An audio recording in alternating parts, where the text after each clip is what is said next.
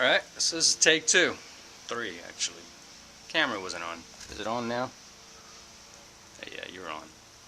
So yesterday was Earth Day, so happy belated Earth Day to everyone. I decided, since it was Earth Day, I decided to go ahead and give away my heirloom tomatoes that I grew from seed in my bedroom under the grow light. I have videos of how I did so from seed, with seed starting soil, pony packs, transplanting, timing of things, what to look for, how to water and treat your seedlings. So I gave away, it was close to about 40 tomatoes. I think it was about 36, somewhere in there, 36, 40, and I had a huge turnout. A lot of people came, picked up tomatoes. I gave tours of the garden, answered questions, showed how, what kind of compost I use, what additives I add, how I plant my tomatoes, how I turn my beds. For instance, I don't go beyond 6 inches unless I'm planting a tree. You go any lower than that, you start pulling up clay and other contaminants that are below the richness of the soil, the soil that you build up over years and years and years. It takes a long time to build up good soil, and if you're digging beyond that, you're pulling up additional unearthed earth, you're bringing up contaminants as well. One guy I want to shout out to, he said he was looking for a community of gardeners that are about our age, or about our age. I'm 30, so I hope to see you soon on YouTube. He picked up about 26 pots, plastic pots for gardening. He's gonna, give it a shot at his duplex.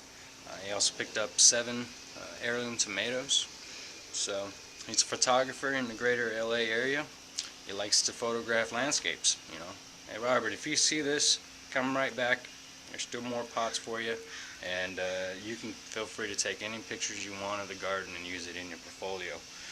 I was going to mention that to you, but I do hope to see you on YouTube soon. I also received my Trifecta Plus yesterday on Earth Day from M.I. Gardener. I'm going to go ahead and give that a shot.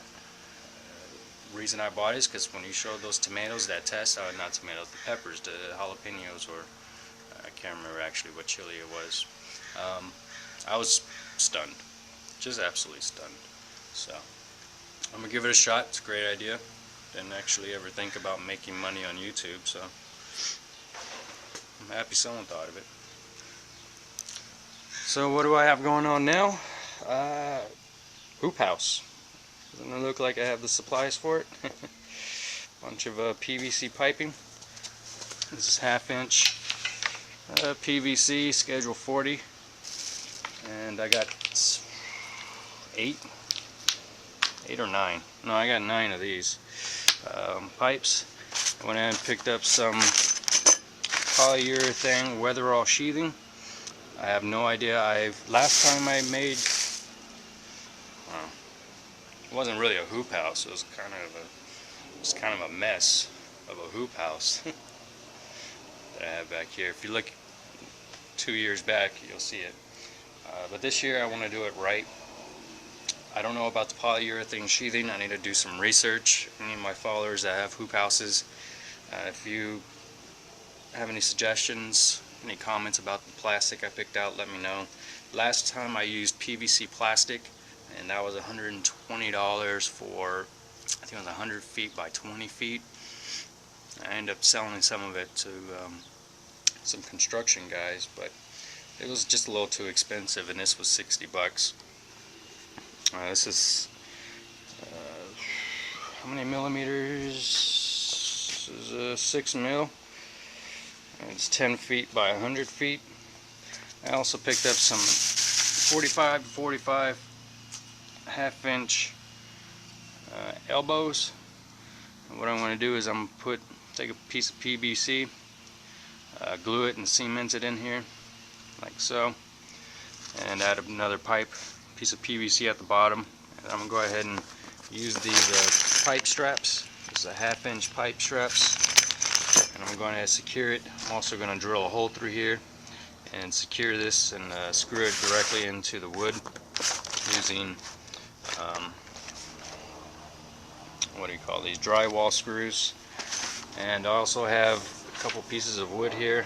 This is about 1/2 inch by 1 inch. This is about 10 feet long in length. It's going to go down the side of the raised bed right here I have, and I'm going to wrap the plastic around it and drywall screw it right into the bed. So this is it. I haven't showed you guys back here because it's been an absolute, it was a nightmare. I had, what do you call it, landscape covering down, a weed barrier. Well, I thought when I was going to pull it up that none of this would be here.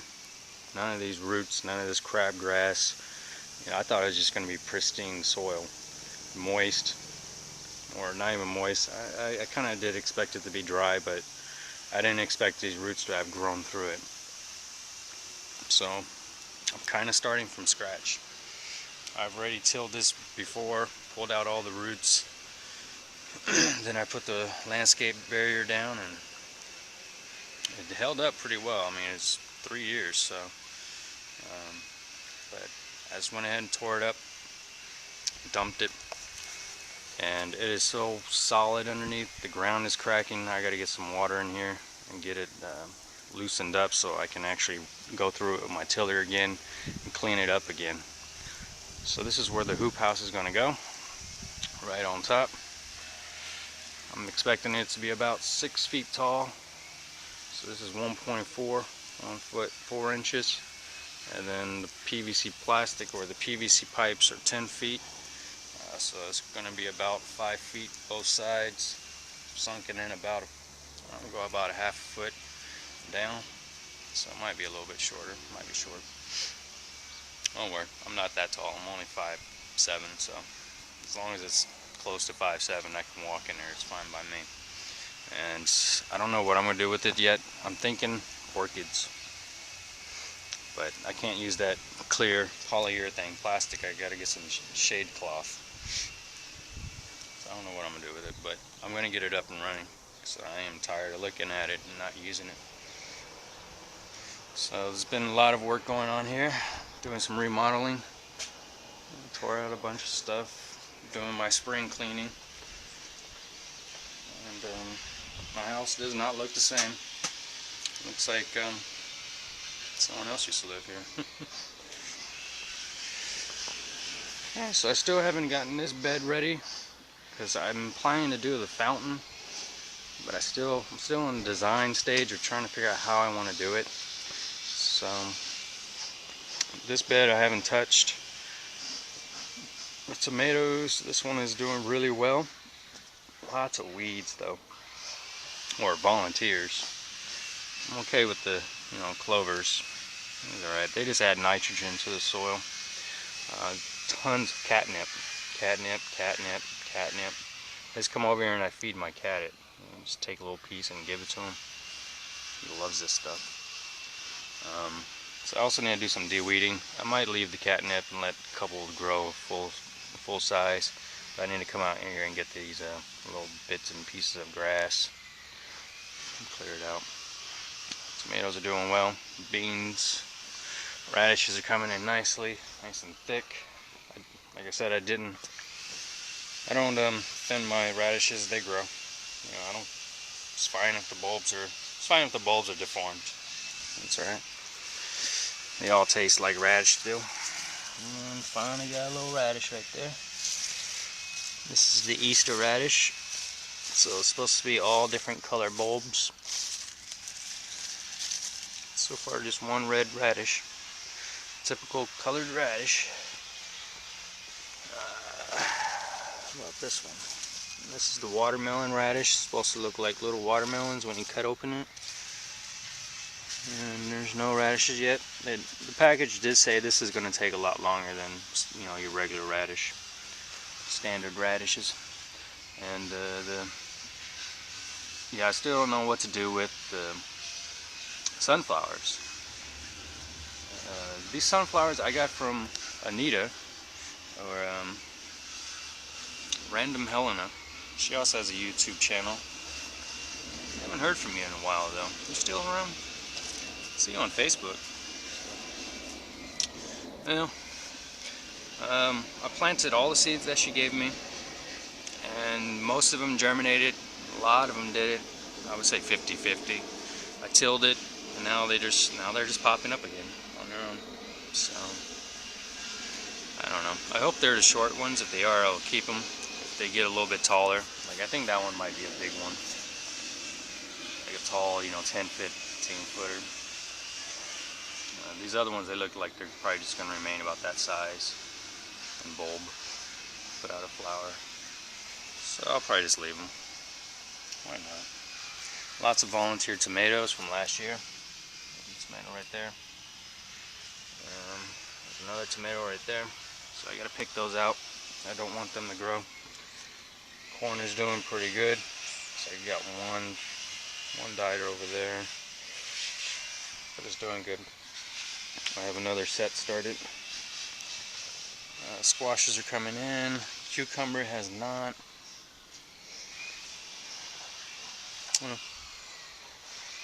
Check out the roses. I have a lot of roses. It just shows up. Sun's kind of hazy, weird, bright. So here's the peppers that I have. This is, they're still pretty small. I planted these back in February. But they're coming. They're coming along. These ones I planted in January. Tiny. So I'm going to add some trifecta to these. See if I can, speed up some of that growth. I'm going to show you guys the front garden plot. Sorry for the noise, my neighbors are repainting. So all my seeds are sprouted. Kale sprouts, cress, rutabaga, arugula, green onions, chard, and the beets coming in now. Peppers are doing well. This jalapeno got rubbed wrong by the soaker hose. I had to replace it with a new one. Alright, on to my cups. These sugar snaps are doing good. Still don't have any crookneck squash. I don't see them sprouting. Oh yeah, there it goes. You barely see it, but it's coming. Another sugar snap. This is the tri-color zucchini, and they actually dye the seeds. They use vegetable dye. So this is going to be a red zucchini, a green zucchini, a yellow zucchini, probably a standard, and I don't know, maybe another green. Looks green. These are the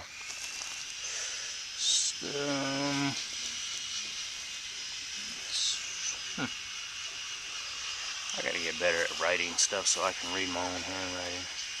Dark green zucchini. This is the Kentucky Blues. No, this is the Kentucky Blues. This is the Romano bean.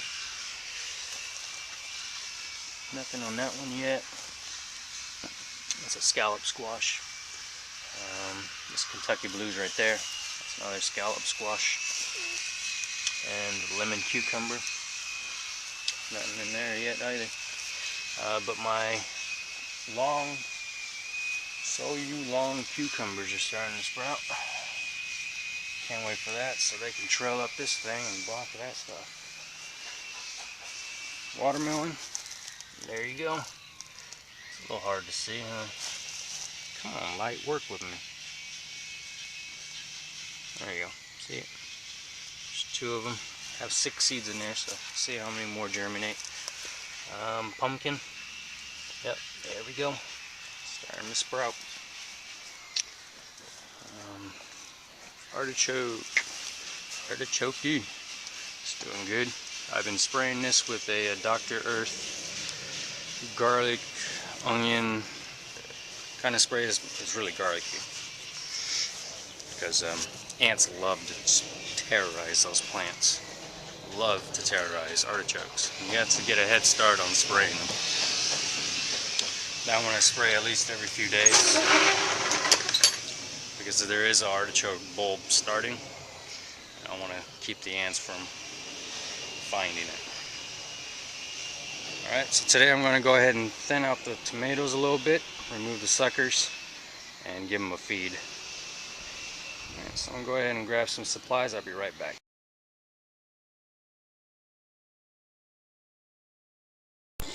Alright, so we're going to go ahead and start with the Black Sea. I want to show you guys something. Look at this leaf. It's kind of hard to see, huh? It's the size of my hand, just to give you an idea. There you go. That's one tomato leaf. Limit that one. Let's get that one out. Oh wait, no, there's two. There's one right there.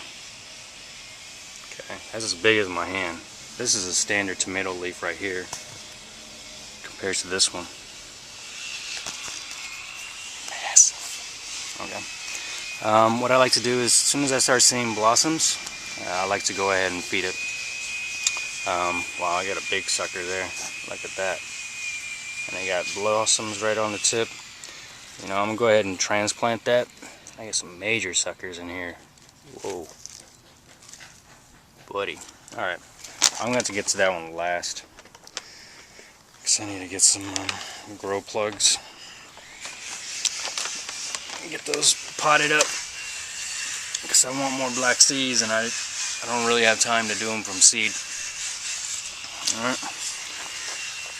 So as for this one, let's see, what can we do? This is the Cherokee Purple, I believe. And yeah, this one also has some big suckers. There's a big one right there. Another big one right here. I'm a little late on this, huh? There's another big one. Okay. We're gonna have to deal with suckers later on.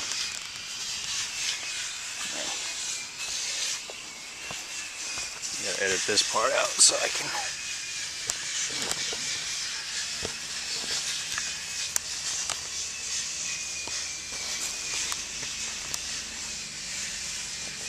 Alright, so the camera's set up. Hope you guys can see. This is the base of the Cherokee Purple. So what I'm going to do is,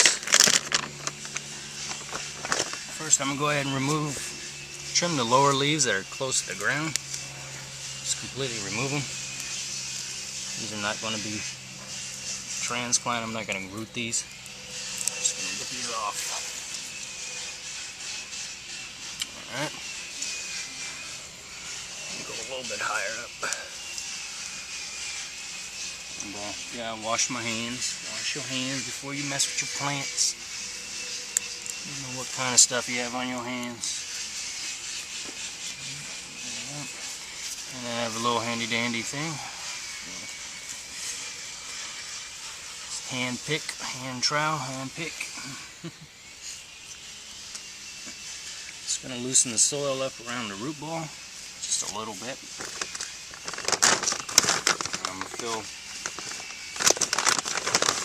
one whole small little pot full of Job's Organics. This is high in magnesium, phosphorus, and potash. It's not a whole lot of nitrogen in it. And right at the base, go ahead and mix it in just a little bit. Don't want to go too far though, you don't want to damage the roots.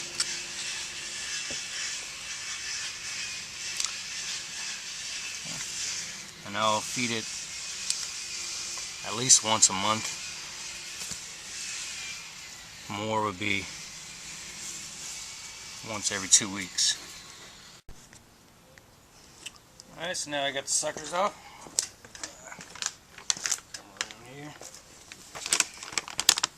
Now I can go ahead and feed the Black Sea.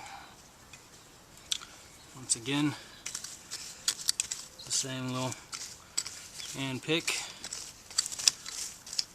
Let's go ahead and loosen the soil up around the root ball.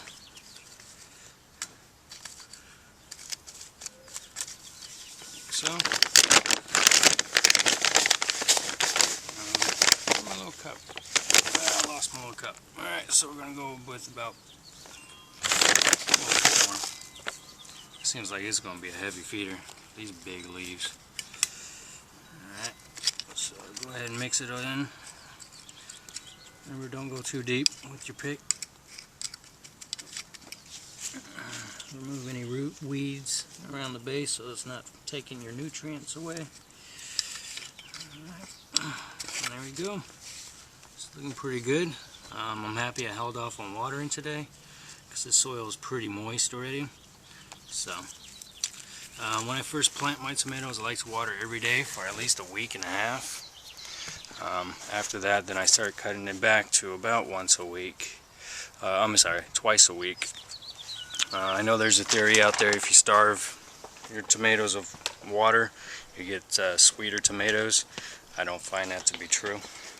That was my dad's belief as well. It's like, hey, the more you abuse it, the better tomato you're going to get. I'm like, no. The better feed, the more attention you give it, the sweeter the tomato. Yeah, because you put all that hard work into it and it makes your fruit sweeter. Sweeter of the, what do you call it? There's a saying. You work hard, fruits of your labor are sweeter, or give more in return.